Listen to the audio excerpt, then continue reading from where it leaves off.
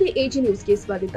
ಬೀದರ್ ಜಿಲ್ಲೆಯನ್ನ ತಕ್ಷಣ ಬರಪೀಡಿತ ಜಿಲ್ಲೆಯಂತ ಘೋಷಿಸುವಂತೆ ಒತ್ತಾಯಿಸಿ ಸಂಯುಕ್ತ ಕಿಸಾನ್ ಮೋರ್ಚಾ, ಕರ್ನಾಟಕ ರಾಜ್ಯ ರೈತ ಸಂಘ, ಅಖಿಲ ಭಾರತ ಕಿಸಾನ್ ಸಭಾ ಹಾಗೂ ದಲಿತ ಸಂಘರ್ಷ ಸಮಿತಿ ನೇತೃತ್ವದಲ್ಲಿ ಮಂಗಳವಾರ ಜಿಲ್ಲಾಧಿಕಾರಿ ಕಚೇರಿ ಎದುರು ಪ್ರತಿಭಟನೆ ಮಾಡಲಾಗಿದೆ.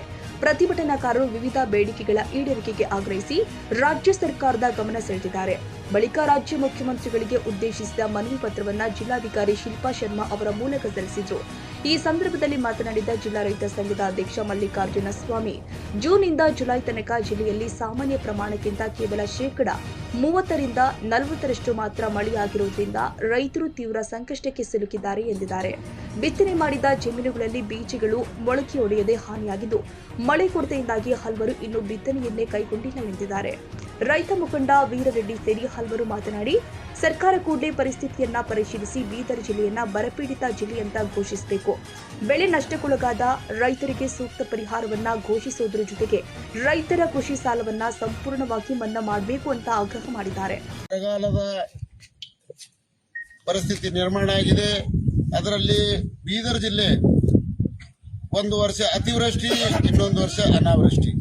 ಈ ವರ್ಷ ಜೂನ್ನಿಂದ ಇಲ್ಲಿವರೆಗೆ ಮಳೆ ಸಂಪೂರ್ಣ 40-50% ಒಳಗೆ ಬಂದಿದೆ.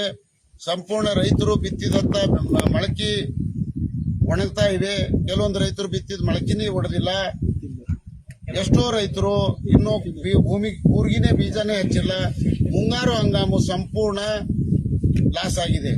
ಆದ್ದರಿಂದ ರಾಜ್ಯ ಸರ್ಕಾರ ಕೂಡಲೇ ಮಧ್ಯಸ್ಥಿಕೆ ವಹಿಸಿ, ಕೇಂದ್ರ ಸರ್ಕಾರ ಮಧ್ಯಸ್ಥಿಕೆ ವಹಿಸಿ ಸಂಪೂರ್ಣ ರೈತರ ಸಾಲ ಮನ್ನಾ ಮಾಡಿ ರೈತರು ಆತ್ಮಹತ್ಯೆ ಮಾಡಿಕೊಳ್ಳುವಂತ ಪರಿಸ್ಥಿತಿ ನಿರ್ಮಾಣ ಆಗಿದೆ.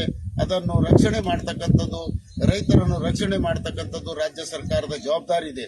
ಅನೇಕ ಗ್ಯಾರಂಟಿಗಳನ್ನು ತಾವು ಕೊಡ್ತಾ ಇದ್ರಿ. ಅದರಲ್ಲಿ ಇವತ್ತು ರೈತರ ಬದುಕಿನ ಗ್ಯಾರಂಟಿ ತಾವು ಕೊಡಬೇಕಾಗಿದೆ.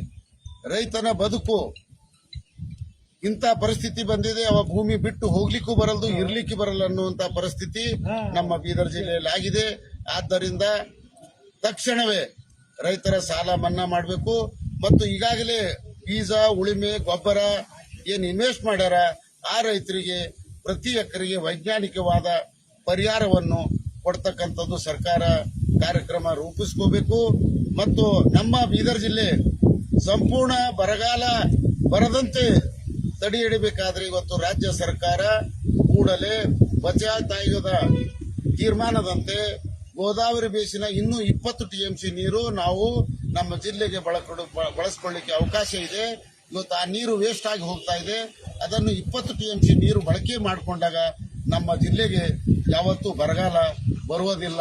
ಆದ್ದರಿಂದ ರಾಜ್ಯ ಸರ್ಕಾರ ಕೂಡಲೇ 1,000 ಕೋಟಿ ರೂಪಾಯಿ ಅನ್ನು ಮೀಸಲಿಟ್ಟು ಈ ಒಂದು ಗೋದಾವರಿ ಬೀಸಿನ 20 TMC ನೀರು ಬಳಕೆ ಮಾಡತಕ್ಕಂಥ ಕಾರ್ಯವನ್ನು ರಾಜ್ಯ ಸರ್ಕಾರ ಮಾಡಬೇಕು.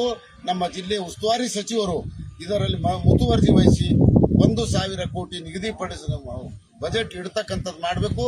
ನಮ್ಮ ಜಿಲ್ಲೆಯ 6 MLAಗಳು ಮತ್ತು ಸಂಸದರು ಕೂಡಿ ಒಗ್ಗಟ್ಟಿನಿಂದ ಸರ್ಕಾರದ ಮೇಲೆ ಒತ್ತಡ ತಂದು ಈ ಒಂದು ಗೋದಾವರಿ ಬೇಸಿನ ಬಚಾವ್ ತಾಯದ ನೀರು ಬಳಕೆ ಏನಿದೆ ಅದು ಸಂಪೂರ್ಣ ಮಾಡಿಕೊಂಡಾಗ ಯಾವ ರೀತಿ ಮಂಡ್ಯ ಮೈಸೂರದಲ್ಲಿ ನೀರಾವರಿ ಇದೆಯೋ ಅದೇ ರೀತಿ ನಮ್ಮ ಬೀದರ್ ಜಿಲ್ಲೆಯೂ ಸಹ ಸಂಪೂರ್ಣ ನೀರಾವರಿ ಪ್ರದೇಶ ಆಗ್ತದೆ.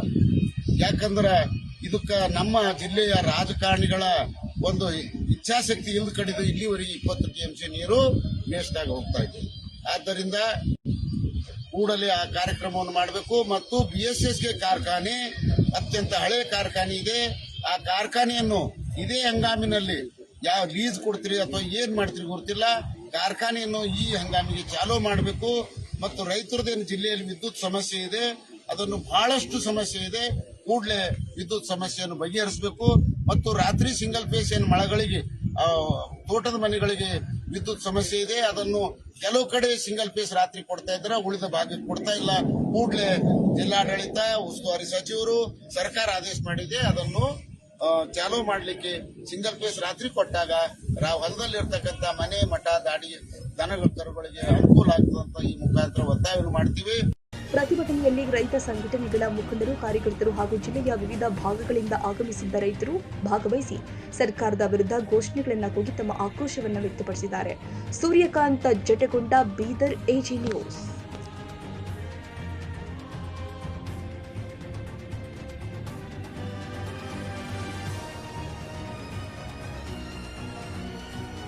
ಕನ್ನಡಿಗರ ಮೆಚ್ಚಿನ ನಿಮ್ಮ ಎಜೆ 24/7 ನ್ಯೂಸ್ ಕನ್ನಡ ವಾಹಿನಿ ಇದೀಗ ಟಿವಿಯಲ್ಲಿ ಲಭ್ಯ.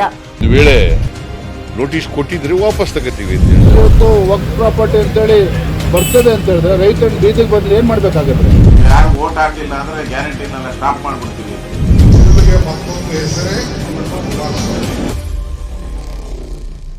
ಕರ್ನಾಟಕ ಮತ್ತು ದೇಶ ವಿದೇಶ 360 ಡಿಗ್ರಿ ಸುದ್ದಿ ಹಾಗೂ ಉತ್ತರ ಕರ್ನಾಟಕ ಬೆಳಗಾವಿ, ಬಾಗಲಕೋಟೆ, ಧಾರವಾಡ, ಹಾವೇರಿ, ಗದಗ, ಬಿಜಾಪುರ ಜಿಲ್ಲೆಯ ಕ್ಷಣ ಕ್ಷಣದ ವಿವರವನ್ನ ಪಡೆಯುವುದಕ್ಕೆ ಎಜೆ 24/7 ನ್ಯೂಸ್ ಕನ್ನಡ ವಾಹಿನಿಯನ್ನ ಲೈಕ್ ಮಾಡಿ, ವಿಡಿಯೋಗಳನ್ನ ಶೇರ್ ಮಾಡಿ, ಕಮೆಂಟ್ ಮಾಡುವ ಮೂಲಕ ನಮ್ಮ ವಾಹಿನಿಗೆ ಸಹಕಾರ ನೀಡಿ ಮತ್ತು ಚಾನೆಲ್ ಅನ್ನ ಸಬ್ಸ್ಕ್ರೈಬ್ ಮಾಡಿ. ಧನ್ಯವಾದಗಳು.